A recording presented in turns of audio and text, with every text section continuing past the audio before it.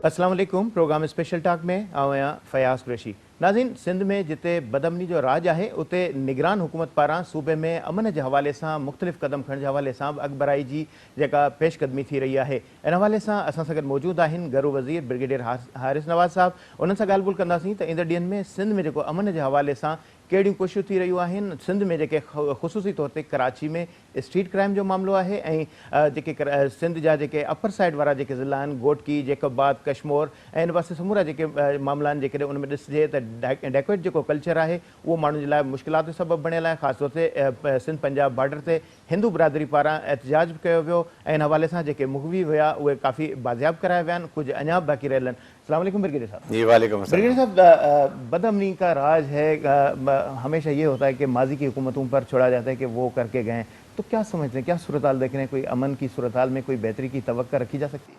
देखें, बात यह कि मैं माजी की किसी की बात नहीं करता क्योंकि हमें जिम्मेदारी मिली है। जितना सा हम पूरी कोशिश करेंगे कि कराची में स्ट्रीट क्राइम्स और अमन हो सके। मुनशियात के ख़िलाफ़ सख्त हम कार्रवाई कर रहे हैं। और नंबर 3, आपने जैसे कहा कच्चे में जो वहाँ पर डेकॉइट्स की बड़ी प्रॉब्लम हुई है, तो वहाँ पर हम जाके बड़ा अच्छा इंटेलिजेंस बेस्ड ऑपरेशन करेंगे जिसमें रेंजर्स और पुलिस भी साथ होगी और ज़रूर उसमें कामयाबी ऐसे करें क्योंकि वहाँ हम इकट्ठा करेंगे कच्चे में भी और उसके साथ जो पक्के का एरिया जहाँ पर आपके फैसिलिटेटर्स होते हैं, पथारीदार होते हैं, जो इन्फॉर्मर होते हैं, जो आप उनको टारगेट देते हैं, फिर उनसे मिडल मैन का काम करते हैं, तो सबके खिलाफ इकट्ठा काम करेंगे ताकि किसी को भी शटल होने का मौका ना मिले और वो डिसऑर्गेनाइज रहें और जब उनमें आपस में रब्ता नहीं होगा तो हमारे लिए जॉब आसान हो जाएगी। अच्छा, बदअमनी के अलावा सिंध में मुख्तलिफ रवायात हैं, अजीब किस्म की रवायात हैं, जिसमें स्पेशली ये कहा जाए कि जिस तरह फ़ातिमा फ़रोग़ का वाक़या हुआ तो उसमें भी देखा जाए कि घरेलू मुलाजमा की हैसियत से चाइल्ड लेबर का भी इस्तेमाल हुआ, फिर उसके बाद जिनसी तशद्दुद के मामला हुए। तो इस हवाले से भी सूरत हाल है, क्या आने वाले दिनों में इस हवाले से कोई इकदाम होंगे? जिस तरह हवेलियों में बच्चे काम करते हैं, कोई इस तरह के कोई इकदाम होंगे? बिल्कुल, मैंने तो ख़ास तौर पे सक्खर में डीएजी को और इवन कमिश्नर को भी ये कहा है कि आप जाके वार्निंग दें, सर्वे करें, उसके बाद उनको 2 हफ्ते का टाइम देने के बाद सब बच्चे वापस करें। कोई चाइल्ड लेबर नहीं होगी। जो एक पीरों के घरों में मुरीद बेचारे अपने बच्चों को छोड़ देते हैं, बच्चों को काम करने के लिए, वो भी नहीं होगा। और उसके साथ फिर हम बाकायदा सर्च वारंट लेके घर सर्च भी करेंगे ताकि इसको हमेशा के लिए ख़त्म करें। ये जुल्म के है कि बच्चा 7-8 साल की बच्ची हो या बच्चा हो जाके चाइल्ड लेबर की तरफ काम शुरू कर दे। चाइल्ड लेबर जो प्रोटेक्शन है उनकी ऑर्गेनाइजेशन को हमने कहा जी आप भी इसको ख़ास नज़र रखें। और वो जो फैमिली जिसके ज़्यादती हुई है उनको, बल्कि आपने देखा कि एक एनजीओ के थ्रू, अमेरिकन एनजीओ है, हेल्थ मिनिस्टर ने बात की थी कि तकरीबन 15 लाख रुपए वो लेके दे रहे हैं, उसको घर भी बना के देंगे, कुछ उसको कैश देंगे ताकि वो अपना रोज़गार कर सकें और आइंदा के लिए लोगों इनकरेज हों कि इधर से निकल के वो अच्छी रोज़गार ज़िंदगी तलाश में निकले। अच्छा, फ़ातिमा फ़रोग़ का जिक्र किया तो उनका जो केस है, उनका मामला कहाँ तक पहुँचा? इसके साथ साथ गोटकी में जान मोहम्मद महर, वो भी एक बड़ा एक मर्डर हीनियस क्राइम हुआ, उस पर क्या पेशरफ्त है? देखें, जो फ़ातिमा का केस है वो तो पूरी इंक्वायरी, जॉइंट इंक्वायरी हो रही है और तफ्तीश के लिए भी काउंटर टेररिज्म में डीएसपी जो रिक्वायरमेंट थी आप जर्नलिस्ट की, मैंने उसको लगवा दिया था। उसके बाद उनके अब हम इंशाल्लाह एक कुछ दिनों में उस मुलजिम को कराची शिफ्ट कर रहे हैं ताकि वो इन्फ्लुएंस ना वहाँ पर रहे, वो भी हम कोशिश कर रहे हैं। और उस जान मोहम्मद की बात यह है कि देखें उनके जो है ना कातिल वो भी कच्चे में घुसे हुए हैं, वहाँ पानी खड़ा हुआ था, अब पानी कम हो रहा है और ज़ाहिर है कि आज मेरे ख्याल में एक आध दिन की बात है, पोस्टिंग निकल आती हैं तो डीएजी एसपी अपने नए वहाँ पे चले जाएंगे। 3-4 दिन को मैं छटरों निकल दूँगा, then we are going to go for operation. इस पर कोई कॉम्प्रोमाइज़ नहीं है, मैं खुद भी वहाँ जाऊँगा, खुद पर्सनली सुपरवाइज़ करूँगा। हमने ये डेकॉइट फ्री कच्चे को करना है, जो पॉसिबल हो सकता है ज़रूर करेंगे जितना हमारे पास टाइम है। अपेक्स कमेटी में मुतअद्दिद फैसले किए गए थे जिसके बाद कराची से लेकर पेशावर तक अमन ही अमन था, सुकून था, दहशतगर्दों का खात्मा हो गया था, मगर फिर अचानक से ये स्ट्रीट क्राइम, रैकेट कल्चर, दहशतगर्दी शुरू हो गई। तो ये सदबाब इसका क्यों नहीं हो रहा? क्या मसाइल है, क्यों मुश्किल? देखें, इसमें पॉलिटिकल इन्फ्लुएंस होता है, मेरिट पे पोस्टिंग नहीं होती हैं, फिर आपको लालच आ जाता है, उस पर आप चीज़ें इन्वॉल्व होने शुरू करते हैं। अब हमने कोई हमारा ना पॉलिटिकल अज़ाइम है, ना हमारे पास पॉलिटिकल प्रेशर है, तो इसलिए इस वक्त कोई हमारे we are going to be straight on merit और बड़ी मॉनिटरिंग करेंगे। जहाँ गुटके की फैक्ट्री है, जहाँ छालिया कोई लेकर आता है, कौन डिस्ट्रीब्यूटर है, कौन इसको बेचता है, हर जगह पर हम इकट्ठे ऑपरेशन करेंगे। इस पे मुझे यकीन है कि मेरी अगर अल्लाह ताला हिम्मत दे तो इसको ज़रूर हम पकड़ेंगे, इसको नहीं चलने देंगे, इस पर कोई कॉम्प्रोमाइज़ नहीं करेंगे। हमने इस दौरान में सारी इन्फॉर्मेशन ले ली है, हमने सब चीज़ें मालूम कर ली है, क्योंकि अब हम इंटेलिजेंस बेस्ड ऑपरेशन करेंगे, अंधों की तरह नहीं जाएंगे।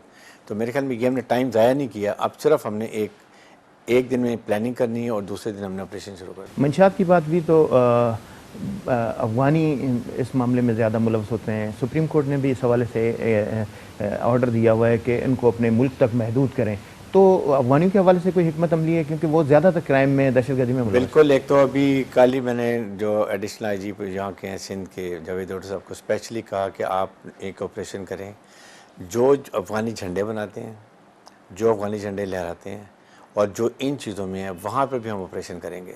तो मेरे ख्याल में वो तो शुरू हो चुका है और आई एम श्योर कि ये अब इकट्ठा ऑपरेशन करेंगे तो अफ़गानी जहाँ इकट्ठे हुए हुए हैं, जो सारे इलीगल इमिग्रेंट्स हैं, उनको भी पकड़ेंगे, उनको डिपोर्ट करेंगे और जो उनको रखते हैं उनके खिलाफ कानून के मुताबिक कार्रवाई। मंशियात का भी जिक्र हुआ। मंशियात में पुलिस का एक रोज़गार का ज़रिया होता है। पुलिस अच्छे ऑफिसर, अच्छे मिनिस्टर को भी बर्दाश्त नहीं करती, क्योंकि उनके खाने पीने के वो रास्ते बंद हो जाते हैं। स्कूलों में, कॉलेजों में, यूनिवर्सिटीज़ में इस तरह की मंशियात इस्तेमाल हो रही है। आइस का नशा इतना है कि वालिदैन परेशान हो गए। तो इस हवाले से कोई इकदाम करेंगे? देखें, ये तो मैं आपको गारंटी दे रहा हूँ कि हमने पोस्टिंग ही अच्छे लोगों की करनी है। हम SHO में जो थाना कल्चर है वो चेंज करेंगे।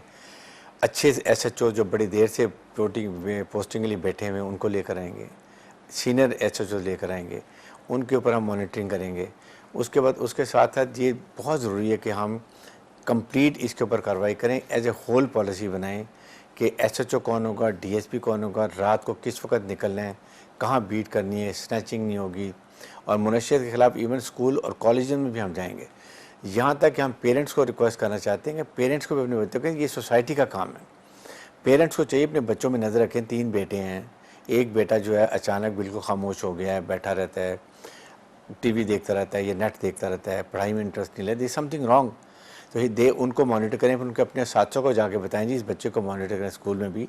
तो सबकी सोसाइटी की एक कलेक्टिव रिस्पॉन्सिबिलिटी। इट्स नॉट कि हम ये police can do it we need the support of Rangers, police, school इंतजामिया, उसके साथ पेरेंट्स, और सबको मिल के इसके लिए काम करना पड़ेगा। मंशियात के हवाले रिहेबिलिटेशन मिलनी चाहिए। मंशियात के हवाले से भी बात होती है, तो मंशियात भी बैरून मुल्क से आती है, यहाँ नहीं बनती। असलिया जो है वो यहाँ नहीं बनता, बाहर से आता है। उसकी रोकथाम के हवाले से कोई इकदाम किया है? आजकल एक नया क्राइम डेवलप हुआ है, ऑनलाइन क्लाशंकोफें आ रही हैं। इस हवाले से कोई इकदाम किए जा रहे हैं? अफगानिस्तान से किसी ने ऑनलाइन क्लाशंको मंगवाई, दोस्त के दुश्मन को किसी दोस्त ने इसे कटी पहाड़ी के इलाके में मार दिया था, ऐसा इस तरह के वाक़यात हो रहे हैं। देखें, इसमें हम बड़ा इंशाल्लाह जो बलूचिस्तान और सिंध का बॉर्डर है, नॉर्दर्न जो एक एरिया है, नॉर्दर्न बाईपास, फिर ये हब के एरिया, यहाँ पर हम नई तैनाती करेंगे, अच्छे लोग लगाएंगे ताकि हर गाड़ी को जहाँ से पेट्रोल डीजल आता है, छालियाँ आती है, नारकोटिक्स आती हैं, वेपन आता है, अफगानीज इन्फिल्ट्रेट करते हैं, इनके लिए हम कार्रवाई कर रहे हैं। और मैंने DG रेंजर के साथ भी मुलाकात की है उनके साथ बैठ के बात की और इंशाल्लाह मेरे ख्याल में मुझे उम्मीद है कि सितंबर के इस महीने के एंड तक हम काफ़ी हद तक इसको आपको नज़र आना शुरू। ईरानी तेल आता है, उसकी रोकथाम भी नहीं, पूरे सिंध में जो है वो बिक रहा है, उसकी रोकथाम नहीं होती। और जो रोकने की कोशिश करता है, जिसने आपने कहा कि पॉलिटिकल प्रेशर नहीं होता मेरे ऊपर, तो जो पॉलिटिकल प्रेशर नहीं होता मगर जो रुकावट बनता है उससे ही हटा दिया जाता है। नहीं, वो आई डोंट थिंक ऐसी कोई बात है। और इस क्योंकि हमारे पॉलिटिकल एग्जाम नहीं है तो और है भी टाइम थोड़ा, तो जो पॉसिबल है जब तक इलेक्शन की डेट अनाउंस नहीं होती हम ये काम करेंगे। इलेक्शन डेट अनाउंस होगी उसके साथ इलेक्शन का भी तैयारी करेंगे, लेकिन ये काम साथ करते रहेंगे। तो जितना टाइम है कम अज़ कम मुझे तो यकीन है कि हम तो अपनी पूरी ड्यूटी करेंगे, जितना भी पॉसिबल हो सके एक स्टार्ट कर देंगे। आगे अब अवाम सोचें किन नुमाइंदों को लेके आना है, ये अवाम की रिस्पॉन्सिबिलिटी है। हर बात में आप कह देते हैं जी इंतज़ामिया करे, आपकी जिम्मेदारी अपने कॉन्स्टिट्यूंसी में देखें कौन अच्छा बाकिरदार ऐसा इंसान है जो आपके लिए काम करेगा, आपके लिए कानून साजी करेगा, आगे चल के काम करेगा। ऐसे लोगों को सिलेक्ट करेंगे तो फिर ऐसी सबको एक कंटिन्यू प्रोसेस चले। पुलिस के अंदर ब्लैक शीप्स हैं, ट्रैफिक पुलिस, रेवेन्यू पुलिस बनी हुई है, कमाऊपूत बनी हुई है, कमीशन के चक्कर में होती है, लोगों को तंग करती है। वो मजदूर जो सुजुकी लेके जाता है 500,000 रुपये दिहाड़ी कमाता है, उससे उसके पाकिट खाली किए जाते हैं। तो ऐसी ब्लैक शीप्स और ट्रैफिक पुलिस के हवाले से कोई ऐसे पॉजिटिव इकदाम? मैं आज 1 बजे DIG ट्रैफिक के पास ब्रीफिंग के लिए स्पेशली जा रहा हूँ, वहाँ मैं सारे पॉइंट बताऊँगा। और फिर हम चाहते हैं कि कहीं एक लेन छोटी हो मोटरसाइकिल वालों के लिए, हर जगह मोटरसाइकिल घुसे होते हैं, उससे ट्रैफिक जैम होती है।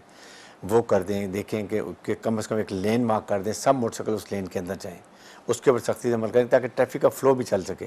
ट्रैफिक का वॉल्यूम बढ़ गया है, सड़कें हमारी हुई हैं, तो जिसकी वजह से बहुत ज़्यादा जैम होता है, ख़ास पीक आवर्स जो होती हैं ऑफिस टाइम के, स्कूल टाइमिंग के। तो वो हम आज जाके मैं काफ़ी डिटेल ब्रीफिंग करूँगा उनसे इंशाल्लाह इन चीज़ों में। जेल की वजारत भी आपके पास है। ठट्टा और दादू में सर नए जेल बनाने की कोशिश की, 10 साल से ज़्यादा अरसा हो गया है, मगर जेल जो है वो बनने का नाम नहीं ले रहा है। कराची का सेंट्रल जेल बीच शहर में आ गया है, गुंजान आबादी के बीच में आ गया। कहा गया था कि उसे भी हम शिफ्ट करेंगे, क्योंकि किसी ज़माने में नकब भी लगाई गई थी, सुरंग लगाई गई थी। तो इस तरह के वाक़यात होते, इस तरह की कोई इक़दाम हैं जहन में कि जेल डेवलप हों और फिर नए जेल भी बने, और फिर ये जो बीच शहर में आया हुआ जेल है जो मुश्किल भी बना हुआ है, सिक्योरिटी के हवाले से भी, आवाम के लिए भी, जेएमएस का भी इशू है, तो उसे तब्दील करने के हवाले से कोई? देखें, central jail Karachi is a big, बहुत बड़ी जेल है और काफ़ी इसके ऊपर फ़ंड चाहिए, लेकिन मेरा अपना इरादा है कि मैं कराची के जो मुखय्यर हज़रात हैं उनसे भी बात करूँगा, कुछ गवर्नमेंट से फ़ंड लेंगे, एटलीस्ट एक प्रोसेस स्टार्ट कर दूँगा कि डोनेशन लेके कि इतना पैसा आ जाए। बल्कि कई बिज़नेस कम्युनिटी तो बहुत दफ़ा कह चुकी है जी कि हम तैयार हैं, अगर आप इसको बाहर जेल लेके चलें, वी विल फंड, हम इसको मॉडर्नाइज बनाएंगे जहाँ पर इनका रिहेबिलिटेशन भी हो, कि एक आता है 20 साल गुजारता है तो उसके बाद जब निकले तो इतना हुनरमंद हो या एजुकेटेड हो कि अपनी लाइफ गुजार सके। तो ये सारी चीज़ें उनकी होंगी जैसे बाहर जेलों में होता है। तो एटलीस्ट आई विल ट्राई कि इसको हम स्टार्ट करें किसी तरीके से, और फिर देखें जैमर तो जहाँ पर लगा हुआ है लेकिन लाडली जेल में नहीं है, उसके लिए करेंगे, बहुत एक्सपेंसिव है, बट ये चीज़ें ज़रूरी होती हैं। दुनिया आप डेवलपमेंट फ़ंड में MNA MPs को कितना पैसा बांट देते हैं, मेरे ख्याल में एक दफ़ा ना बांटें तो ये सारे काम आपके हो सकते हैं। तो दिस व्हाट आई से, पॉलिटिकल विल, मेंटल रिजॉल्व अगर हमारी है तो इंशाल्लाह हर चीज़ में इंसान कामयाब होगा। अच्छा, सेफ सिटी का मंसूबा भी 10 साल से ताख़ीर का शिकार है और सर्विलेंस कैमरा के हवाले से भी इब्तिदा की गई है, तो उसमें क्या पेशरफ्त हुई है?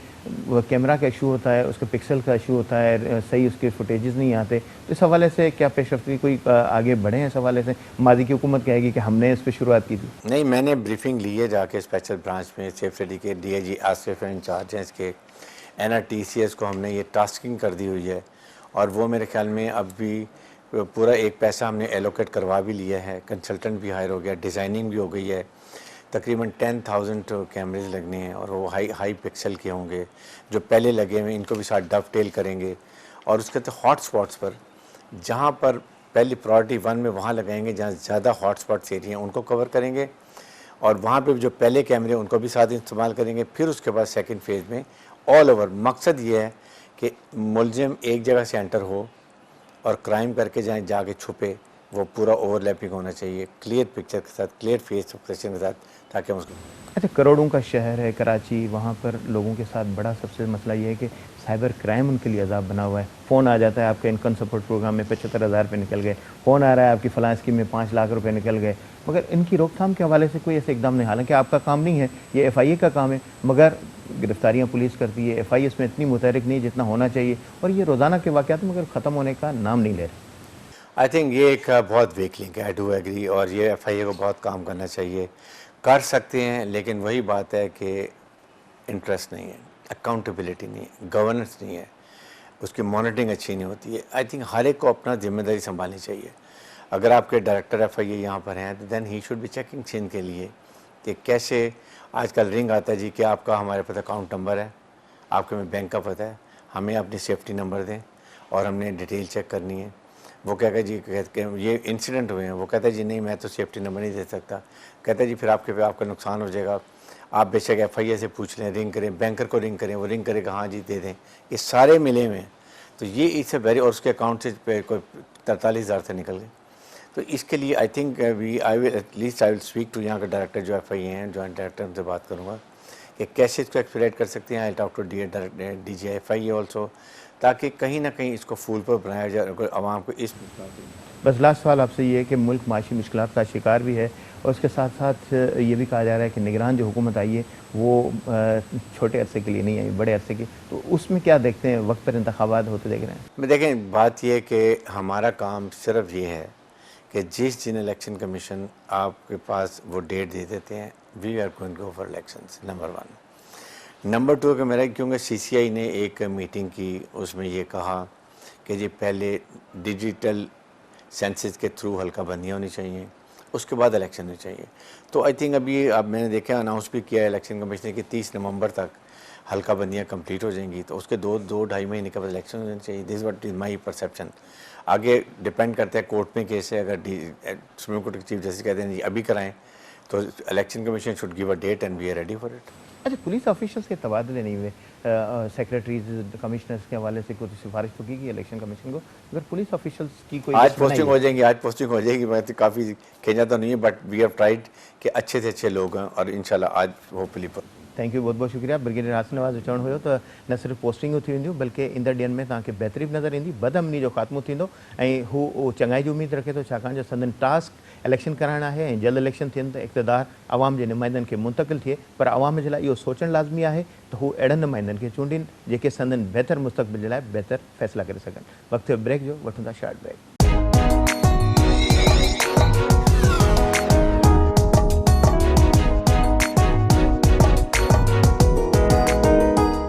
Welcome back. जड़ी रीत पाण ॻाल्हि ॿोल करे रहिया हुआसीं मुल्क जी जेका अमन अमान जी सूरत हाल हुई, ख़ासि तौर ते सिंध में जेको अमन अमान जो जेको मामिलो आहे उन में जड़ी रीत ब्रिगेडियर हारिस नवाज़ सिंध जे निगरान गरू वज़ीर चयो त हू अमन अमान जे हवाले सां न सिर्फ़ु ईंदड़ ॾींहनि में ऑपरेशन करणु वञनि पिया, अहिड़ी तरह सां सियासत में छा थी रहियो आहे। असां सां गॾु मौजूदु आहिनि सीनियर सहाफ़ी सुहेल सागी साहब। पाण न सिर्फ़ु सीनियर सहाफ़ी आहिनि बल्कि बहितरीन तज़े निगार बि आहिनि। सुहेल साहब, तव्हांखे प्रोग्राम में भली कार।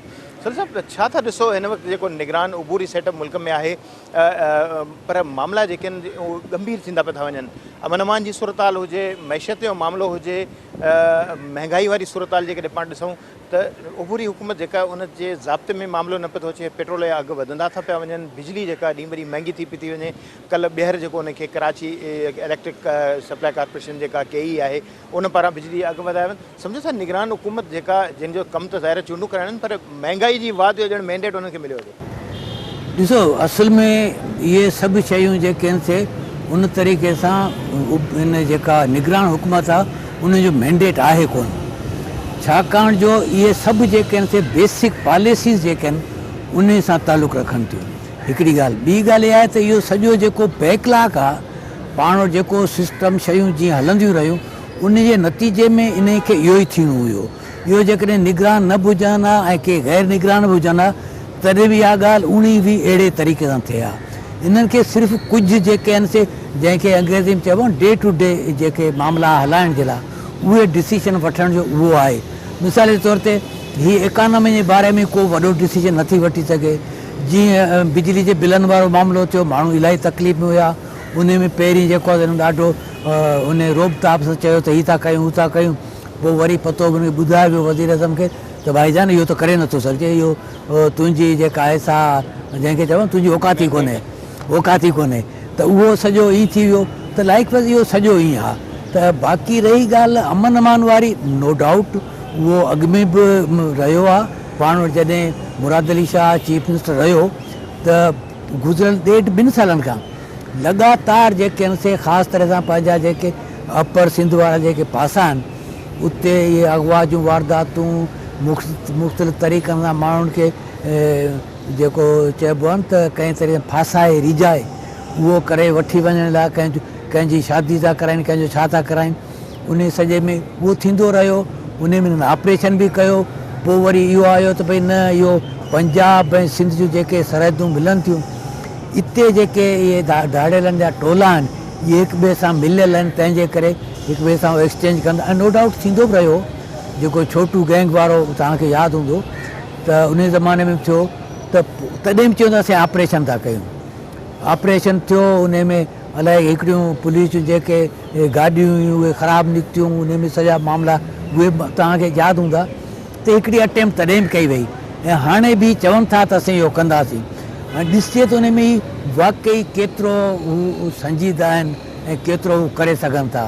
या इहो त छा इहो इन्हनि खे 3 महीननि जे अंदरि ई इहो सभु कुझु करे इहो कुझु करिणो आहे या अञा अॻिते ॻाल्हि वठी वञणी आहे, या ही के अहिड़ा उपाउ वठनि जंहिंमें ही 3 महीननि ताईं शयुनि खे हिकिड़ो ब्रेक हणी छॾीनि त भई फ़िलहालु त न थिए जेसि ताईं चूंडूं थियनि ऐं निगरान हुकूमत हुजे। अच्छा, निगरान हुकूमत जे हवाले सां जेके ख़दशा ज़ाहिर असां वटि इहो निगरान सेट भारत में नाहे या सुधरियल मुल्कनि में बि नाहे, पर असां वटि इहो जेको निगरान सेट चंद मुल्कनि जीअं हिते बि मौजूदु आहे। त त उन ते इहे ॻाल्हियूं उथनि थियूं, अफ़वाहूं उथनि थियूं, ख़दशा उथनि था त हीउ जेको सेटअप जेको आहे आर्ज़ी न पर डिघी मुदत जो हूंदो। टेक्नोक्रेट टाइप जी जेके ॻाल्हियूं थी रहियूं हुयूं त टेक्नोक्रेट सेटअप ईंदो। ॾिठो वञे त जेकॾहिं माण्हू ॾिठा वञनि त पॉलिटिकल घटि, टेक्नोक्रेट हिन सेटअप में ज़्यादा आहिनि। इलेक्शन कमीशन बि जेको चूंडुनि जो जेको तारीख़ जो ऐलान उन नाहे कयो। गुज़िरियल हुकूमत जेका कानून साज़ी कई त कानून साज़ी में बि उहे इख़्तियार मुंतक़िल कया इलेक्शन कमीशन न। हाणे बदिलीन मुक़ररनि वारा जेके इख़्तियार आहिनि उहे जेके सूबाई हुकूमत या अहिड़ी तरह सां वफ़ाक़ी हुकूमत जा इख़्तियार आहिनि, पर इलेक्शन कमीशन जी मंज़ूरी सां ऐं इलेक्शन कमीशन ऑर्डर जारी करे थो। त सम्झो था त इहे सभु शयूं तसलसल का कड़ी त न आहे अहिड़े क़िस्म जो जेको टेक्नोक्रेट सेटअप या डिघी मुदत वारो जेको आर्ज़ी जेको पूरी निज़ाम। ॾिसो, ॻाल्हि इहा आहे त पाण वटि हिकिड़ो ख़ासि हिकिड़ो रूलिंग क्लास आहे, रूलिंग ग्रुप आहे, उहो कंहिं न कंहिं तरीक़े सां वेही करे समूरा मामला पंहिंजे हथ वस हलाईंदो आहे। उन में वॾनि वॾनि इदारनि जा नाला बि अची था वञनि। त पोइ थिए ई थियो त हर दफ़े इहो कंहिं न कंहिं हिकिड़े इदारे खे अॻियां आणे उन जी आड़ में, उन जी ओट में वेही करे सभु कमु थियनि था। मिसाल जे तौर ते हिकिड़ो पीरियड तव्हांखे हूंदो त भई असां वटि सभु कुझु जेका आहे सा अदलिया आहे। अदलिया चवे थी भई हीअ न करियो, अदलिया चवे थी कानून साज़ी बि न करियो, अदलिया चवे थी त हीअ बिल्डिंगूं न ठहंदियूं। अदलिया जो असांजो चीफ जस्टिस हिकिड़ो जेको आहे हितां खां मिठी थर वियो, उते वञी चवनि था असां हीअ था करियूं, हालांकि हुनजे हफ़्ते खनि जे अंदरि हुनखे रिटायर थियणो हो। त अहिड़े तरीक़े सां हीअ हिकिड़ो थींदो रहियो आहे। हाणे हीअ वञी विधो आहे त हाणे सभु कुझु इलेक्शन कमीशन कंदी। भई इलेक्शन कमीशन जो कंहिं बि इदारे जो हिकिड़ो ख़ासि मैंडेट हूंदो आहे। उन खां वधीक तव्हां भली हुनखे अख़्तियार जेके ॾियो था, आर्ज़ी तौर ते ॾियो था या कंहिं मसलतनि तहत ॾियो था, यकीननि मसलतनि तहत ॾियो था, जेको एक्चुअल हुनजो आहे कोन, त पोइ इहो नतीजो इहो निकिरंदो त उहो कमु बि न थींदो ऐं ख़ुदि इहो इदारो बि ख़राबु थींदो। हर कंहिं इदारे खे पंहिंजे उन जेको दायरे अख़्तियार में जेको बि हुनजो दाइरो आहे उन में रही करे हुनखे कमु करणु खपे। पार्लियामेंट खे पार्लियामेंट जे अंदरि ई रहणु खपे, उहो करणु खपे। पार्लियामेंट जे अंदरि ॿिए कंहिं बि इदारे जी, उहो इलेक्शन कमीशन हुजे, उहो जुडिशरी हुजे या ॿियो को सगारो इदारो हुजे, हुनखे उन में मुदाख़लत न करणु खपे। लाइक वाइज जुडिशरी उन जो बि हिकिड़ो जेको बि आइन में मैंडेट आहे उन में रहणु खपे। इलेक्शन कमीशन जो उन में रहणु खपे। तव्हां जेकॾहिं उन खां वधीक जेको पाण वटि चवंदा आहिनि त भई अणमया ॿार उठनि बि छॾिया, त भई जेकॾहिं अणमया ॿार तव्हां विझंदो इलेक्शन कमीशन ते या जुडिशरी ते, हू ठीकु आहे कंदा त पिया, पर उन खां खया कोन थींदा। उहो उन्हनि जो कमु कोन्हे, दे आर नॉट मीट फॉर इट, उहे इन मक़सद लाइ आहिनि कोन। पोइ हू आॾो उबतो या त आॾो उबतो कंदा या पोइ जेके माण्हू कराइनि था उन्हनि जे ज़रूरतनि मसइलतनि तहत कराईंदा। नतीजो उहो बीहंदो त तव्हां वटि हिकिड़ो पॉलिटिकल सिस्टम जेको आहे मुल्क खे हलाइण लाइ, मुल्क खे हलाईंदो पॉलिटिकल सिस्टम आहे, मुल्क खे हलाईंदी पार्लियामेंट आहे, मुल्क खे हलाईंदा जेके आहिनि इलेक्टेड रिप्रेज़ेंटेटिव आहिनि, उन जे ज़रिए थिए। तव्हां बिल्कुलु इहो ठीकु ॿुधायो त ॿियनि मुल्कनि में कोन्हे।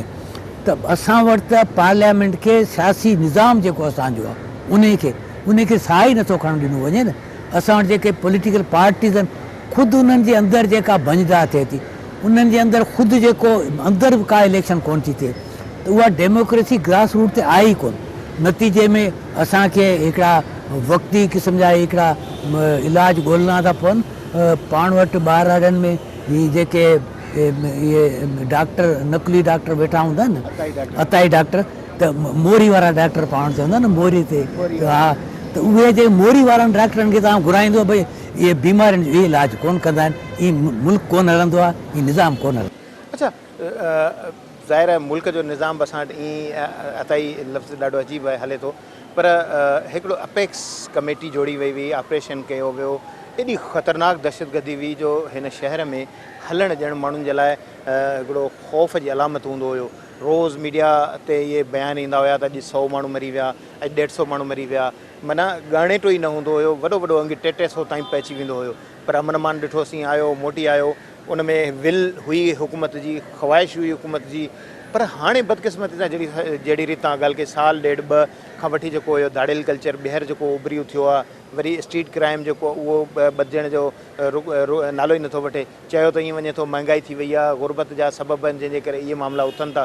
पर इहो जेको जिन आहे, भूत आहे, ज़ाहिर महांगाई दुनिया जे ॿियनि मुल्कनि में बि आहे, पर इहा जेका ॿीहर हिकिड़ी उथली आहे, इहा सम्झो था त हिकिड़ो को मैकेनिज़म आहे, मक़सदु आहे, या इहो हुकूमत जे ज़ाब्ते कंट्रोल खां निकिरी वियो आहे? तव्हां इहो जेको स्ट्रीट क्राइम में ॿियो जेको क्राइम आहे उन जी ॻाल्हि था कयो न, त इन में ॾिसो न तव्हां वटि ख़ुदि जेको जंहिंखे क्रिमिनल जस्टिस पाण चवंदा आहियूं उन जे सिस्टम में ऐं उन में जेके बि असांजा इदारा कमु कनि था, पुलिस आहे, असांजी जुडिशरी आहे, असांजो जेको वकील कम्यूनिटी आहे उहा, उन वटि उन जे बारे में को क्लियर कॉन्सेप्ट कोन्हे। पुलिस इन्वेस्टिगेशन करे वठी थी वञे, हू त रड़ियूं था कनि त भई कोर्टुनि खे छॾे थियूं ॾियनि, कोर्टुनि जूं ज़मानतूं करे वठनि वग़ैरह वग़ैरह। त तव्हां पाण वटि उहे सभु जेके आहिनि एविडेंसिस कहिड़े नमूने सां, हाणे त टेक्नोलॉजी एतिरी डेवलप थी वई आहे जंहिंमें इलाही शयुनि जी ज़रूरत ई कोन्हे, तव्हांजे फिंगर टिप्स ते आहिनि। मतिलबु हाणे हिते आऊं हिते वेठो आहियां त इहो मुंहिंजो जेको मुंहिंजे मोबाइल में गूगल आहे उहो ॿुधाईंदो त आऊं हिते वेठो आहियां, प्रेस क्लब में वेठो आहियां, त उहो बाक़ाइदा ॿुधाईंदो। त अहिड़े तरीक़े इहे सभु शयूं थी सघनि थियूं। त उन मौक़े ते तव्हां टेक्नोलॉजी जे इन सॼे खे जेके नवां कॉन्सेप्ट उन्हनि जे ज़रिए तव्हां पंहिंजो सिस्टम ठीकु न कंदो, तव्हां पंहिंजो जेको क्रिमिनल जस्टिस वारो सिस्टम जो उन खे तव्हां ठीकु न कंदो त पोइ इहे सभु मामला उथंदा। जेकॾहिं को जवाबदार आहे त पोइ ॾोहारी आहे त उन खे ॾोहारी जी सज़ा मिलणु खपे। उन जे लाइ इहो न थिए त केस जेके आहिनि से 10-10 साल हलंदा वञनि, तेसि ताईं जेका उन्हनि जा हिकिड़ा शाहिद मरी वञनि, तेसि ताईं उन जा फिरियादी मरी वञनि, तेसि ताईं उन जा जेको आहिनि से शुरूआती इन्वेस्टिगेशन कंदड़ उहे ई मरी वञनि, उन्हनि जो को रिकॉर्ड ई न लभे, त पोइ त इहो हीउ कमु न हलंदो। सालनि ताईं केस पिया था हलनि, अदालतूं जेके इंसाफ़ नथियूं कनि। बुनियादी जेकॾहिं शइ जेकॾहिं ॾिठो वञे त इंसाफ़ सिस्टम जेको कमज़ोर हुजण जे करे इहे शयूं उथनि थियूं। पर हिन वक़्तु जहिड़ी रीति मूं तव्हां सां ज़िक्र कयो त हारिस नवाज़ पंहिंजे गुज़िरियल पार्ट में इहो ज़िक्र कयो आहे त जेके हवेलियूं आहिनि उन्हनि खे बि सच कयो वेंदो, जेके अहिड़े क़िस्म जा मामला पैदा थियनि जेके ॿारनि सां ज़्यादतियूं तशदुद थिए थो, सम्झो था इन सां हिकिड़ो नओं तूफ़ान खड़ो न थींदो, या इहो सुठो कमु आहे, इहो करणु खपे? ॾिसो, पाण वटि हिकिड़े ज़माने में तव्हांखे यादि हूंदो त जॾहिं human rights commission of Pakistan इहो वॾो हिन ते तहरीक हलाई त हीअ जेके बेगार वरिती थी वञे, जेके कैंपूं आहिनि इन्हनि जूं हारियुनि जूं जबरी पोरे वारियूं कैंपूं, उन्हनि ते वॾो ब्लास्ट थियो, तव्हांखे यादि हूंदो त उहो सॼो थियो। उनखां पोइ हिकिड़ी सॼी कंपेन हली, नतीजे में इलाही माण्हू आज़ादु थिया। कारोकारी वारो उहो थोरो उनखां हटी करे आहे। ऐं सोच हालांकि इहा अलॻि ॻाल्हि आहे त आख़िर ॾींहं ताईं उहो सॼो जेको आहे उहो मनू भील खे इंसाफ़ न ॾियारे सघिया। उनजो जेको ख़ानदान उहो अञा ताईं मतिलबु त उहो आहे मनू भील, मूंखे ख़बर न आहे त हाणे जीअरो बि आहे या न, पर उहो सॼो रहियो। त हिन में ही हिकिड़ो नो डाउट असां वटि हवेलियुनि में, पोइ उहे हवेलियूं पीराणियूं हवेलियूं हुजनि या गैर पीराणियूं, अहिड़े क़िस्म जो वाक़िया थियनि था। उन्हनि मूंखे ॿुधाए पए, केसर बंगाली पंहिंजो वॾो इकनॉमिस्ट आहे, हुन ॿुधाए चई त आपको पता है कि हमारे सिंध के जो बहुत सारे बच्चे और बच्चियाँ लाहौर के घरों में काम करती हैं। तो मुझे लाए तो बिल्कुल छिड़काईंदड़ मुझे तो बांग्रेज साहब आप क्या करें? तो उन्होंने कहा कि मेरे जानने वाले कुछ लोग हैं जिनके पास मैंने देखा है। हाँ जेकॾहिं इहा सॼी हालत आहे त इहो ख़ुदि तव्हांजो जेको इकनॉमिक सोशल सिस्टम आहे उन जो हिकिड़ो पार्ट आहे। ऐं प्लस इहो त असां तव्हांजी जेका गवर्नेंस आहे उन जा इहे इशूज़ आहिनि। तव्हां खे किथे पठाणनि जे लाइ इहो थिए थो न, भई तव्हां किथे बि हिते पठाण जो को छोकिरी जेका आहे हिते का घरनि में कमु कंदे नज़र न ईंदी। असांजूं सिंधियाणियूं जेके ॿार वारियूं छोकिरियूं आहिनि, छोकिरा आहिनि नंढा नंढा, उहे तव्हांखे कमु कंदे घरनि में नज़र ईंदा। त हीउ हिकिड़ो सॼो उन जो बि हिकिड़ो वॾो सारो उनजो हिकिड़ो पासो थिए थो। सो मौज़ू ॾाढो अहम आहे, इन ते वधीक बहस करे सघिजे थो, पर इन ॿिए कंहिं सेगमेंट में कोशिशि कंदासीं इन मौज़ू ते ॿीहर हलिजे, छाकाणि इहो हिकिड़ी वाक़ई नओं इंकिशाफ़ आहे त सिंध जा जेके ॿारड़ियूं जेके आहिनि पंजाब जी जेके फैमिलीज़ में उते बि कमु कंदे नज़र अचनि थियूं। ज़ाहिर आहे इहो ऑपरेशन सिंध जे असां हदुनि जे अंदरि त ॿुधूं था, पीराणियूं हवेलियूं या वॾेरकियूं जेके हवेलियूं आहिनि उन्हनि में इहो असां वटि हिकिड़ी गुरबत जो मामिलो बि आहे, ऐं माण्हू सोचीनि था त असांजा ॿार कुझु बहितर ज़िंदगी गुज़ारींदा ऐं उन्हनि खे कुझु मज़दूरी उजरत मिलंदी ऐं तो इन बुनियाद ते घरनि में कमु कनि था। बहरहाल इहो हिकिड़ो वॾो इंकिशाफ़ बि आहे। असां कोशिशि कंदासीं त इन ते बि हिन मामले खे ॿीहर अॻिभराई में वठूं ऐं ॾिसूं त वाक़ई पंजाब में बि अहिड़े क़िस्म जो मामिलो आहे। पर प्रोग्राम जो जेको वक़्तु आहे हिन जी इजाज़त नथो ॾे, प्रोग्राम जे वक़्तु पुॼाणी त पतो, इजाज़त ॾींदा अला भाई।